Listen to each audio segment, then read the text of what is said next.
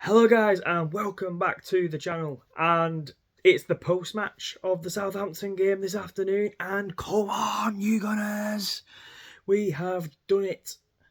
We have managed to pick up that 3-1 win. Well, there's quite a few talking points from from that game. First and foremost, the first half. I just want to talk about Arsenal in that first half. 72% of the ball. 14, 15 chances, one singular shot on target, boys. And I feel like that has come down and it's embodied within the selection from Mikel Arteta as well. At the start of this game, Thomas Partey at right back. I understand Ben White is out. I understand that you've got Urian Timber, who's got a slight muscle injury, so he's not available. Miles Lewis-Skelly on the bench, who's, fantastic in the Carabao Cup, came on, made an impressionable, 10-15 minutes against PSG. Why not give him that chance if you're going to play Thomas Partey at right back, a man who's already proven at the start of last season, where it's cost us points, that he cannot do that position. He's not got the pace, he's not got the awareness. He's definitely a one-trick pony, Thomas Partey. He is a midfielder. He doesn't have that versatility that quite a lot of our players in this squad do.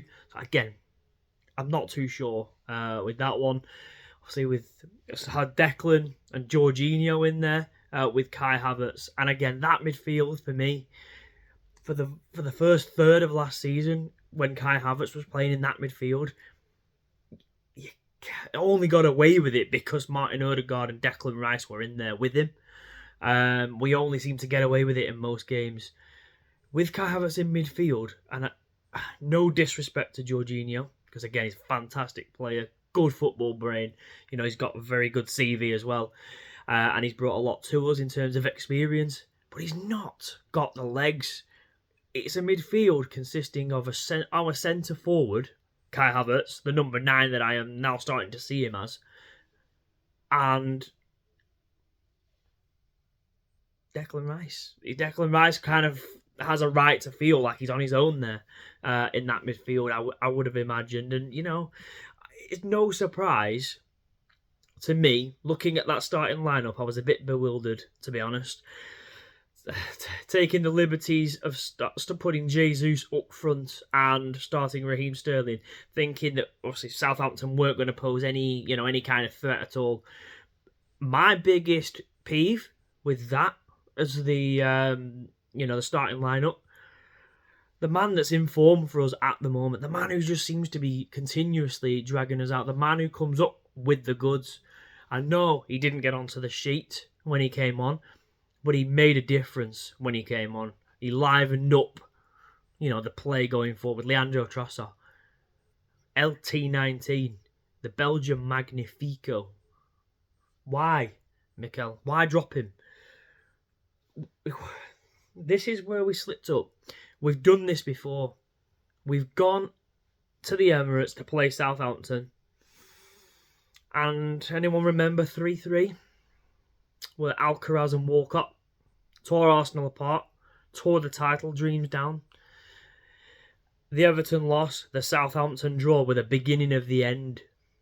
And it very, very nearly, if it wasn't for a resurgent Gabriel Martinelli and Kai Havertz returning to his rightful position up top, and then obviously Bukayo Saka, the Starboy that he is, coming up with the goods, we could have been looking at a very different story, because, again, Aaron Ramsdale keeping a 45-minute clean sheet.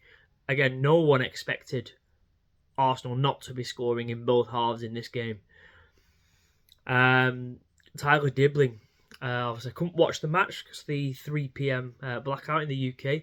But obviously, I was watching along with various different streams and obviously outlets to keep up with the game. And heard that Tyler Dibbling causing all sorts of problems for us. I believe he's 17, 18 years old. He was causing us absolute havoc And you know what? Fair play to Southampton with Mateus Fernandes setting up Cameron Archer, formerly of Preston North End. So I've seen quite a bit of Cameron Archer in my lifetime. And you know what? Fair play to Southampton. You know, they did everything that I thought they were going to do in the pre-match, in the pre-match review as well. I thought they were going to be lively. Thought they were going to be trouble. There's no such thing as an easy game in the Premier League. Let's just get that one cleared up. For those Arsenal fans thinking and disrespecting the newly promoted clubs. So you guys, it's that sort of mentality that's cost us in the past. We really need to just learn to respect every single one of the 19 clubs in the Premier League, and understand that they all have threats on any given day. And that they're Premier League players for a reason. So Arsenal, again, obviously the quality shines through. Nice to see Mikel Merino, pick up his Premier League debut today, after coming on against PSG for his first appearance, which was also fantastic to see. Again, obviously didn't watch the match, but from my understanding, when the substitutions came on, it really did liven things up. A combination of Mikel Merino, Gabriel Marti, Leandro Trossard really freshening up, getting some energy into a much lackluster team that had struggled for the greater part of 60 minutes prior. So what I'd say, yeah, guys, I know again, elsewhere in other action, obviously absolute chaotic afternoon in the Premier League, wasn't it? Manchester City call us dark arts after 70-75 minutes, taking a 3-1 lead, bringing on defenders for Phil Foden. Sitting behind the ball, hoping to absorb pressure. They call us out. They say we want war. Is that your version of war? Struggling, getting fortunate against Fulham. You know what? Fair enough. If that's Manchester City's version of war, I look forward to taking them on this year. Brentford versus Wolves. What an anarchy game that was. Absolute chaos. 5-3. Goals galore. I can't remember his name. Poor chap on Gillette Soccer Saturday. He couldn't catch his breath in that first half. 4-2 up at half time, Brentford. Just a plethora of goal scorers. Ethan Pinnock looking absolutely dangerous, from set plays, as we know he can be. Brian Mbeumo leading his Brentford side to a lovely 5-3 in the end, I believe it was, with Ryan Aït-Nouri picking up a goal right at the end, just to make it an 8-goal thriller. In other news, Leicester picking up their first Premier League win. Facundo Buonanotte caused Arsenal a lot of problems, last week at the Emirates. Most notably, covering about 45 yards straight up the centre of the Emirates. Freedom of N5 to, look at setting up James Justin's second. But yeah, fantastic news for Leicester. Happy for them. Wish them all the very best. And finally, West Ham as well, picking up a 4-1 win. It's really got to be about one man today for West Ham. The Mikel Antonio show, goal and 3 assists. Well, what can you say? That's absolutely fantastic. He's struggled for a bit of form in the early parts of this season, so really good to see for the Hammers fans out there that he has picked up a goal and 3 assists for West Ham. In other news, Liverpool getting the job done in the early kick-off at Selhurst Park. Congratulations to the Liverpool fans out there.